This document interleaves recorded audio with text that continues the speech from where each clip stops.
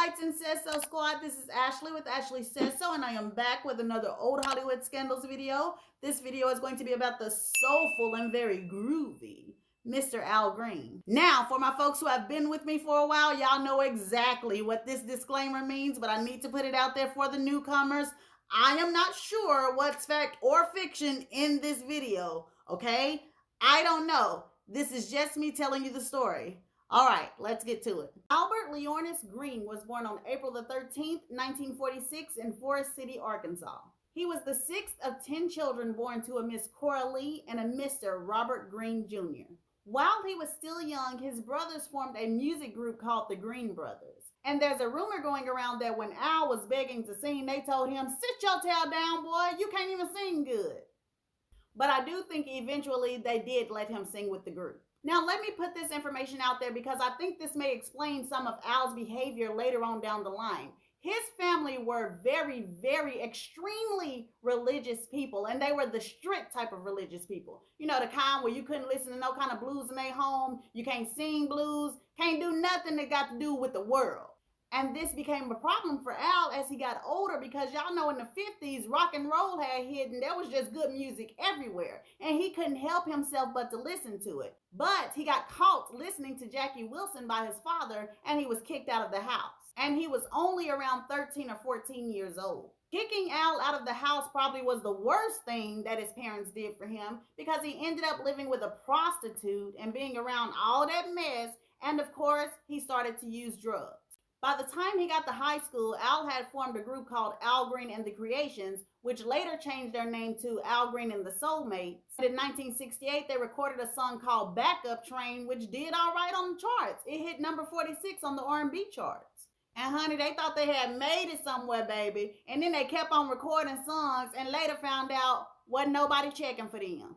But then a record producer named Willie Mitchell asked Al, only Al, to leave the group and come down to Memphis to sing with him. And when he did, he ended up making the album Let's Stay Together in 1972, and he took off. Okay, we all know the story from here, so let's get to the scandals. And let's go ahead and start with the biggest scandal of all, the story of the hot grits. Mary Woodson was a fine woman. I'm talking about a fine woman. 5'4", shapely, and always dressed in the hottest threads. Now, this is all coming from her family. And they also said that she had the ability to walk in any room and wrap any man around her finger. Mary Woodson had been married twice. And I don't know what happened with their first marriage, but I do know that after it was over, she started an affair with somebody. And when that affair didn't go how she wanted it to go, baby, she swallowed a handful of pills. She was so hurt, she was ready to leave this world. Her family ended up getting her stomach pumped, but that kind of shows where her mental state was, okay? But that ain't all she did, y'all. She was in another relationship with another guy, and I guess he cheated on her. And honey, when she got to questioning him, and he probably got to saying all those things that cheating men say, huh? What you talking about? Man, why you going through my pockets, man? Because, you know, back then they didn't have cell phones. Girl, wasn't nobody doing nothing. I was at the studio with my boys. I was shooting dice. Child, when he got to saying all that stuff like that didn't make no sense to Mary, and she pulled out a gun and shot him in the foot. And the crazy thing about this is after she shot him in the foot, they ended up getting back together, y'all. Woo, talk about a toxic relationship, baby. In the long run, though, things did not end up working out with this guy, and Mary eventually met a nice man, and he became her second husband. And I'm not sure if all of her children came from him, first husband, I don't know. But I do know that she had 4 children total. Now, from my research, it seems that Mary was not really that good of a wife.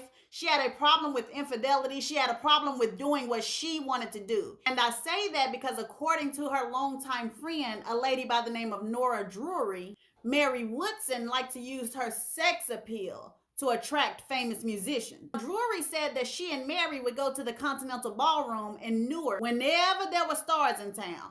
And she also said that they would make themselves visible so the stars could see them, honey, and choose them.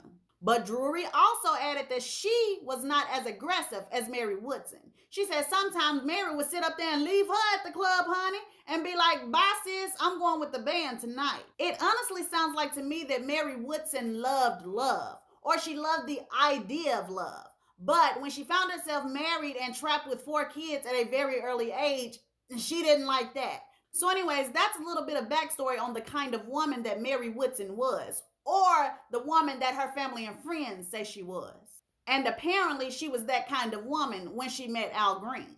Now, Al says that he met Mary while he was performing for a bunch of female inmates. And Mary was there visiting a friend.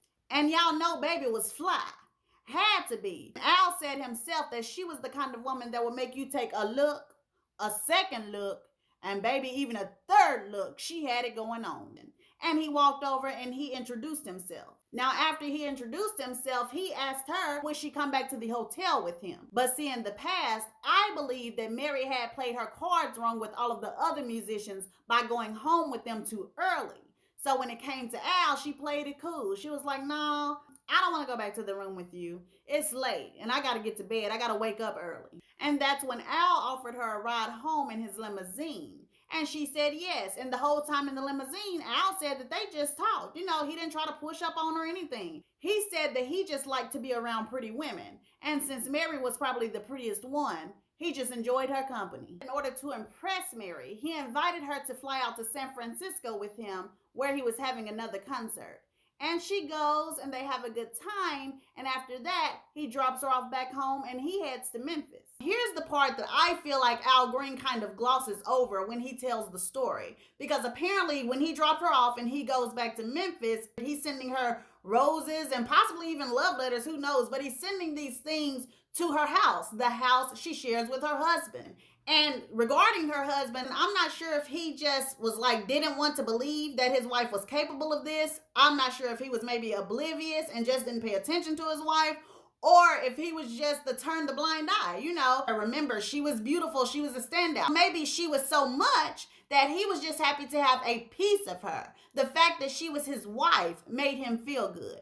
Maybe. But anyway, to get back to the story, Al is in Memphis, and after a while, he gets a call from Mary. And she says, hey, I'm in town. Can we get together? And Al said that he didn't think anything was wrong with this because plenty of women showed up at his doorstep. So he was just like, okay, here go another woman. Let's have our fun. So he told her yes. Even when they got together, they still didn't hop in the bed just like that. She held herself back a lot of the time, and that is what kind of drew him to her. You know, hard to get. Y'all know how it go. I think Mary doing all of this holding out and not letting him get any made Al feel like, I wonder if she's married. So he asked her, and she said no. And she also said that she didn't have any children. When she said this, Al felt like, okay, now I'm really home free to do whatever I want. And eventually, they did end up getting intimate.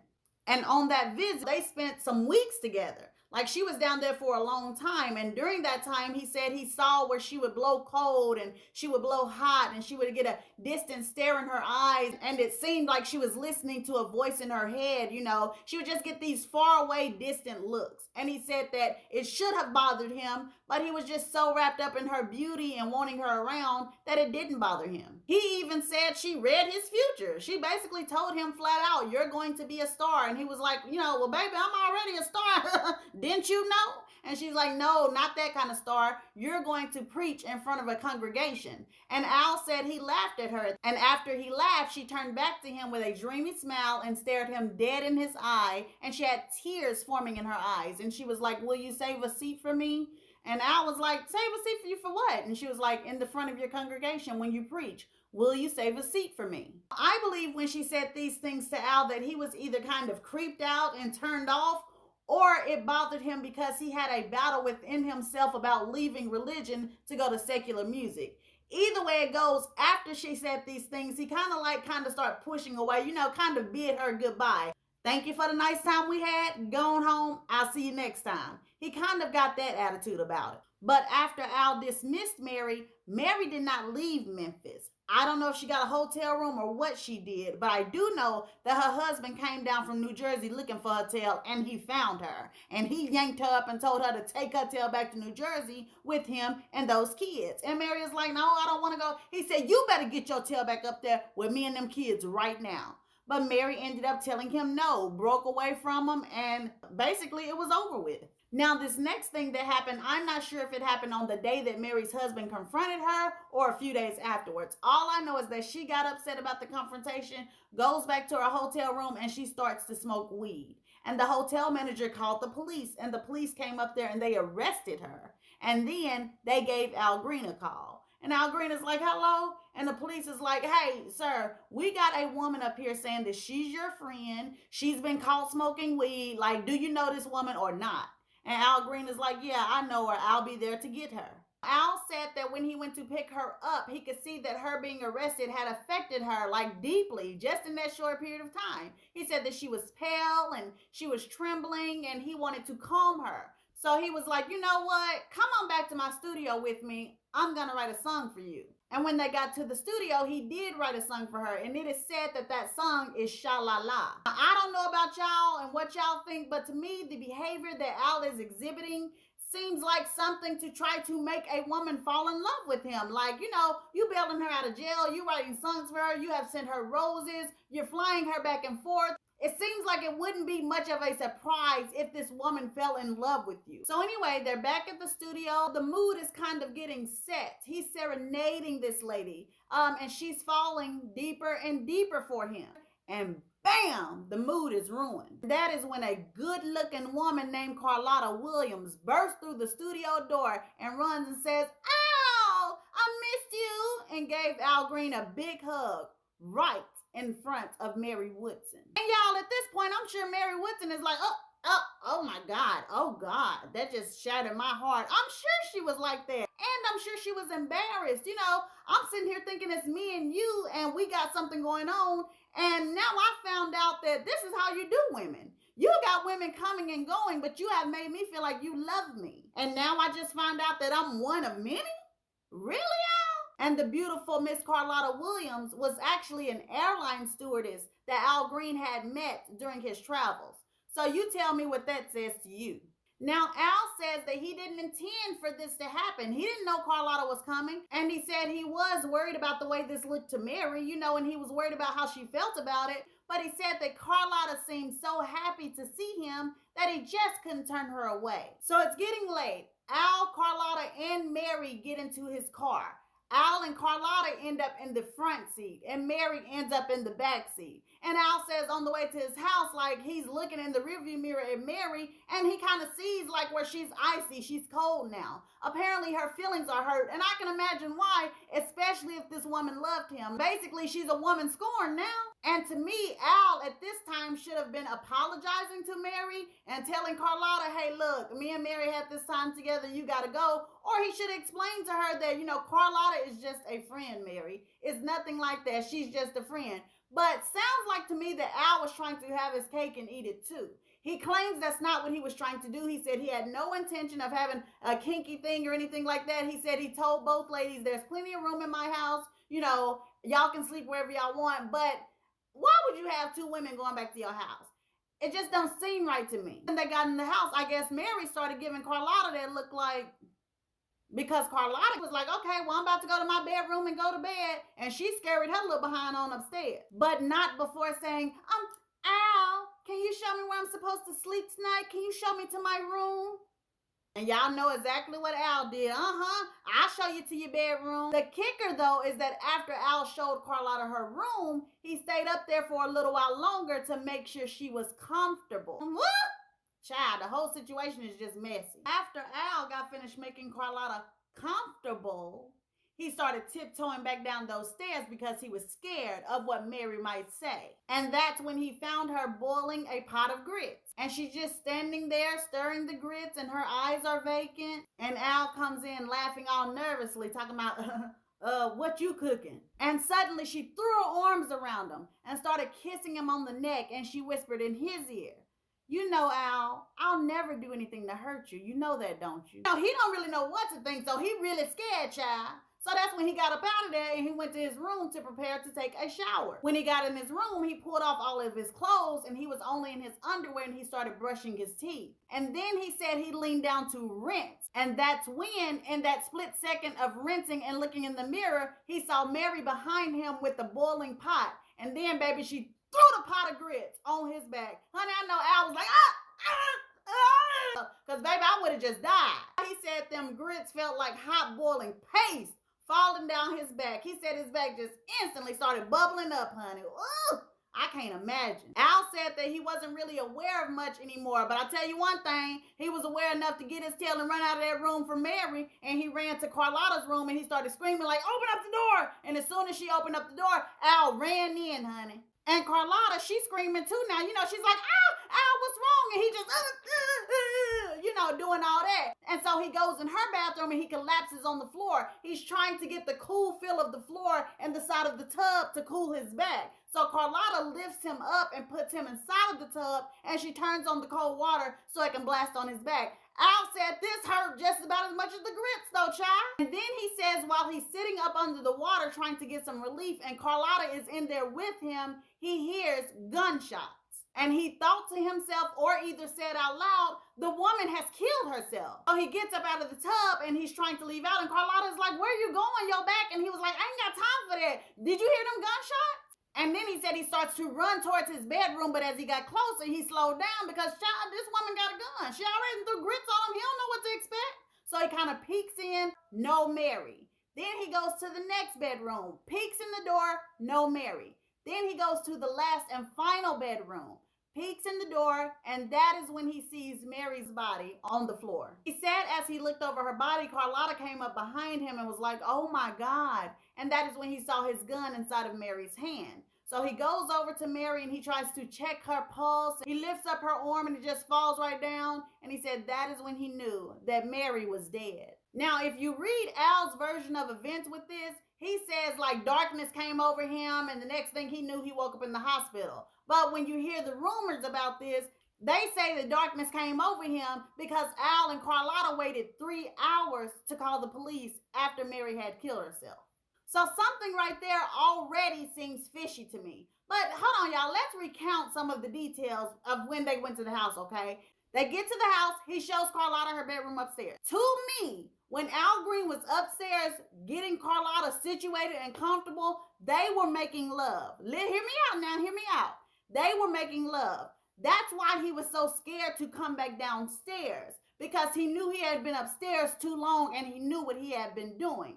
Also, if he comes down there for a little while and talks to Mary and then he goes to the bathroom and she comes in and throws grits on his back and he says the grits are falling like paste and they're thick, in order for those grits to have been thick, he had to be upstairs for a while, especially them old-fashioned old school grits. Them things took forever to turn into like thick grits. So that means he was upstairs with Carlotta for a while doing God knows what. That's why his behind was scared to come back downstairs. Because that's the only way, y'all, that those grits would have been thick like that.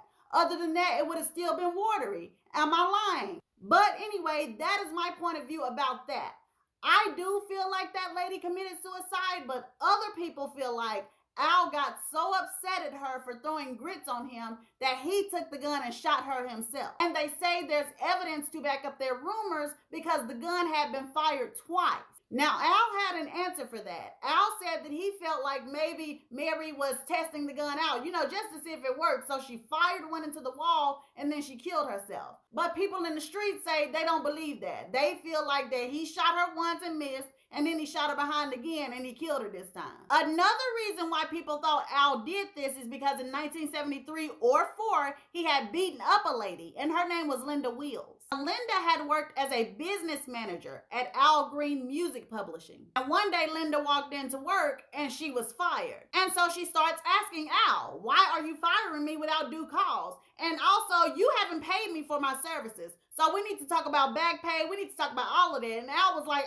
I don't owe you anything. And Linda was like, oh, yes, you do. So it got heated, y'all. And apparently Al put the hands on her. And he beat her up and he threw her through a window. When she got to the hospital, they said she had contusions, bruising. She was bleeding from the head. Like, Al really did some dirt to that woman. He was charged with a $100,000 civil suit from her, and he settled it out of court by paying the $100,000. So him beating up a lady for asking for back pay made it seem like it wasn't that far-fetched that he would actually kill a lady for burning him with hot grits. After the grits incident and beating up this lady, I guess Al started feeling like the devil made him do it or something. He didn't feel comfortable with himself. He felt like his life was going down the wrong path.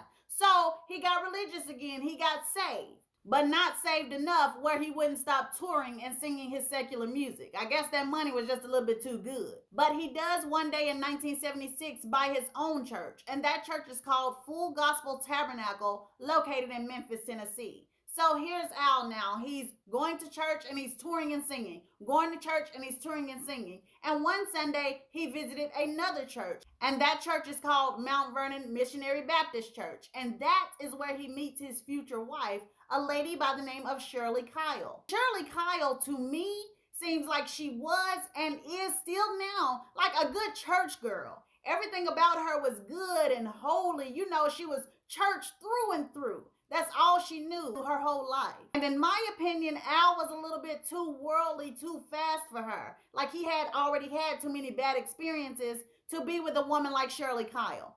Anyways, when they meet, Shirley is the minister of music at Mount Vernon Baptist. And Al, liking what he saw, but probably trying to find a way to talk to this little holy girl, he couldn't approach her like he approached the other women in his life. So he comes to her and he asks her to start working for him at his church as an administrator.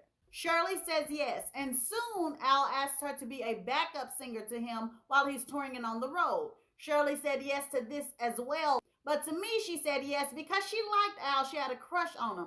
And I say this because Shirley said that she was conflicted in her spirit. You know, she said she felt like it was wrong. How am I out here singing worldly music, but I'm supposed to be all holy? She felt like she was wrong and Al was wrong. But she went along with it until it just became too much for her spirit. So she stopped. Now, even though she quit singing backup, she still was working at the church for Al. So 2 months after she quit singing for him, he shows up at her apartment with a big ring asking her to marry him. And Shirley says that when he asked, he told her that he needed her to complete God's work, which solidifies to me that he felt like this would bring him closer to God, or, you know, closer to doing the right thing just by marrying a woman that's so religious and so pious. That same day, only hours later, the couple was married in a 10-minute wedding ceremony. And then they headed to Al's 18-room mansion, the same mansion that Mary Woodson had died in just a few years earlier. And just to put this out there, supposedly Al Green still lives there today. Shirley says the day after they got married, they flew out to New York because Al Green had a show. And when they got there, he does an interview with the press and he introduces her as his sister. And I do understand that a lot of times male performers back then kept their marriages under wraps so they could sell to the women that wanted to be with them. I get that, but it still seems kind of shysty to me. So later that night, after they make it to New York, Al gets a call that his father has died of a heart attack. They fly back home immediately. They get in Al's car headed from the airport, and Shirley says something. She says that she doesn't remember what she said, but she said as soon as she said it, pow, got a slap to the face. Al wasn't playing it. And Shirley pretty much was probably like, oh my goodness. But before she could even respond, Al was already crying and apologetic. You know, I won't do it again. What's wrong with me? All this kind of stuff. But he couldn't have been that sorry because Shirley said 2 days later he woke her up in the middle of the night and he was wanting to have an intimate encounter. And Shirley, I guess, said no. And child, don't y'all know that man took his guitar, the acoustic guitar now, and started busting that woman all upside her head. Shirley says after this, she bled out and she cried, but she stayed. And she said she stayed at this point because it was only their first week of marriage. Now, after this incident, I believe Al kept his hands off of Shirley for a while anyway. But child, he didn't keep his hands off of other folks. There's an incident in 1977 when he went to Irving, Texas. While he was there, there was another musician named Larry Robinson that was there with him, and they were playing gigs together, okay? After the gigs were done, Larry confronted Al and was like, hey, you owe me some money. You haven't paid me. Boom. Before he can get it out, honey, Al jumping all over him, beating that man to a bloody pulp. And then Al, being very messy, told his bodyguards to jump in as well. So they all beating this man to a pulp.